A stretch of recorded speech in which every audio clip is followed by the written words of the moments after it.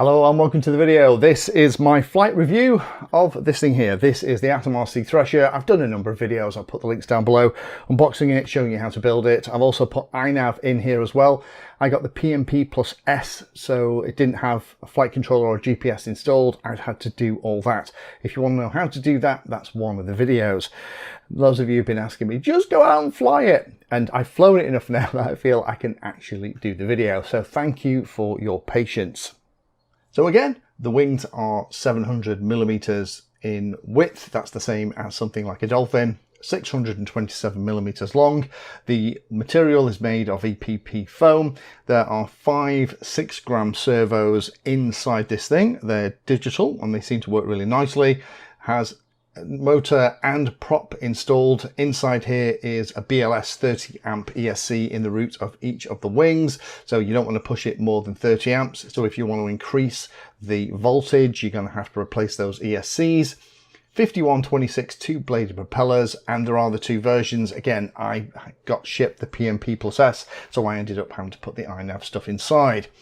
The throws are all the same as it was shipped from the factory. I have reduced the rates a little bit in INAV down to about 80% for all the main flight controls, with the exception of the rudder. I've kept that up at about 95% to give me a bit of rudder authority. Weight is 647 grams with a battery, flight controller and FPV system installed, so that's the flying weight. Battery I'm using here for this initial lot of flying, I'm actually going with the LiPo. It's a 1530 milliamp hour unit, weighs about 174 grams. Playing with the battery compartment with everything as I've got it in mine, maximum battery weight is about 210 grams, and that's with it hard up against the rear firewall. So if you want a heavier battery than that, you're going to have to put some tail weight in, and that, in my humble opinion, is not ideal. So let's go through my standard score sheet. Let's have a look at how this thing performs. First of all, let's look at the speeds. How slow and how fast does it fly? Well, it's very good at slow speed. You'd expect it to be like that. It can fly below 50 miles an hour. If you keep it light like this, those nice wide wings provide loads and loads of lift, and with a little bit of headwind you can land it at walking pace without a problem at all. It's very stable, very forgiving, and even handles the wind on a day like I'm using the footage from like today, where about 13-15 mile an hour gusting winds, it actually shrugs them off, particularly when you have an INAV flight mode engaged. High speed is slightly less impressive. It'll just go over 80 miles an hour with a little bit of luck. That is with a fully charged 4S battery. As the battery starts to discharge, you lose that top speed. This flight, as I said, was in that decent crosswind, so it was managing 93 miles an hour downwind and about 66 into the wind. So that wind is helping a lot. So without any wind, 80 miles an hour is what you'd expect with these props. I'm sure people will mess around and tweak things to try and get more out of it, but be really careful about that 30 amp limit and the 4S maximum on the supplied ESCs. In terms of efficiency, it only gets a 2-star rating, and that's because you're only going to get about 15 minutes or less out of a 1530 battery 4S LiPo that I'm using here. The battery bay is the limiting factor because there's only so much physical battery you can fit in here and still hit your CG marks. Maximum current playing with this is about 36 amps with a fresh battery. That's probably more than most lithium ion packs are going to be happy with, but if you want to use lithium ion, you can definitely improve this. You're just going to have to be careful about your max throttle. Cruise current is about 3 to 4 amps easily, but you can get well below 2.5 amps if you are careful with your throttle. It'll use about 700 milliamp hours with general flying in about 8 minutes. So with the packs I'm using, flight times over 15 minutes are possible. Gentle flying could easily push this over the 20-minute mark with a 1500 milliamp hour pack.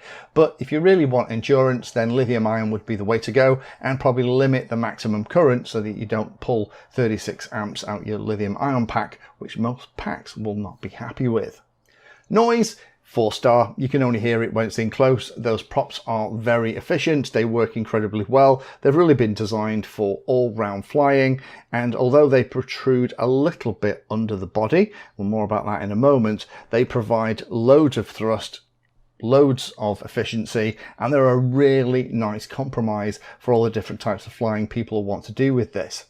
If you open the throttle fully, you can hear a little bit more, but when you're cruising around, once you're at the altitude that you're going to fly at, people are really going to struggle to hear it. Toughness gets a 4-star. This is absolutely perfect, and I've been flying it around here without any issues. It loses a star due to the chance of a prop strike. Those props do extend below the bottom of the body. If you're unlucky enough to have the prop in a downward position and hit something hard on a landing, there is a chance that the prop is going to be damaged and potentially put strain on the motor mounts too.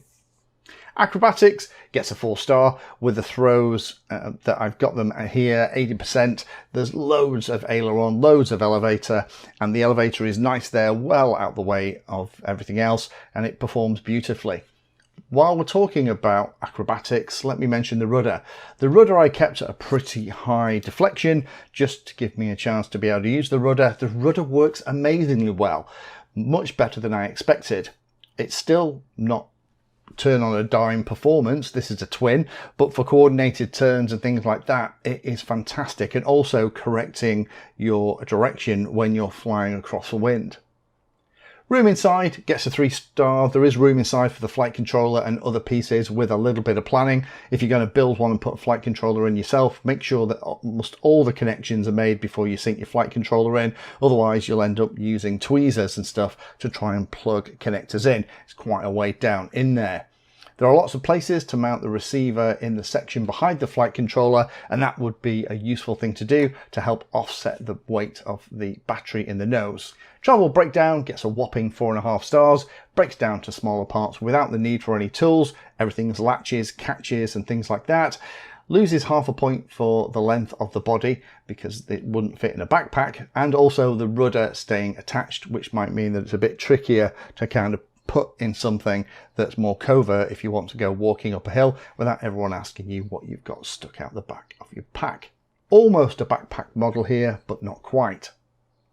So is there anything I would change on this thing? Well, there's a couple of things that if they'd have asked me, I'd have probably given them feedback on.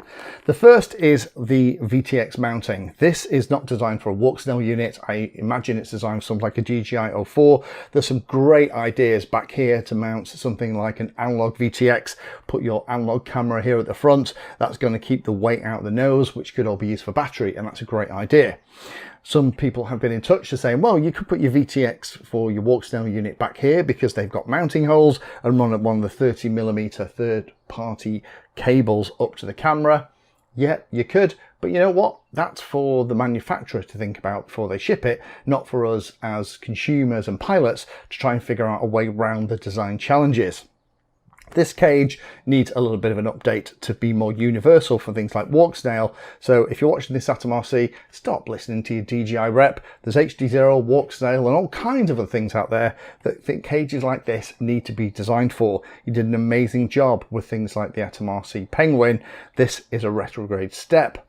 The flight controller is pretty far down in here. So with the flight controller that I'm using, I have to kind of thread the USB cable to get in there, and the fact it's hidden under 4 individual screws mean that if I want to get in there and play with stuff, it's a real pain in the butt. Not a massive fan of that design. However, it might have been a nice idea to have some kind of shelf halfway up to allow you to put the flight controller on it. If you're not going to use the VTX mounting options here at the top, that would present the flight controller in a little bit of an easier position to make connections, move servo leads around and do that kind of stuff. I would have liked some kind of recesses. This grip tape that I've got here in these positions are actually working great for throwing. I'm having no problems with that at all, but that would have been nice if it was there from the factory. And finally, the ability to power the LEDs separately so that you could wire that into some kind of switch to turn them on and off. They're nice and bright, but on a sunny day, like I would normally fly it in, it's just kind of burning through power that I could be using to fly around. So that would be the only other thing. So it's quite nitpicky really. This is a pretty good model. So if you're looking for a modern compact twin that will support modern FPV, modern flight electronics, and break down into relatively small pieces for easy transport and storage, then definitely give this a look. It's very close in flying characteristics to things like the swordfish, things like the penguin.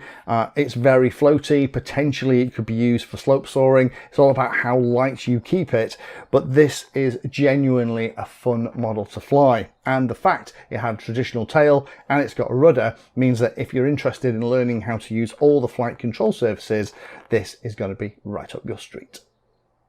Thank you for watching my video. Check out the playlist, and adding Pedantry 60 to your search terms will help you find my content. If you haven't done so already, please hit the like and subscribe button. It helps a lot. You can support the time I spend here answering questions and helping others by using the links in the video description.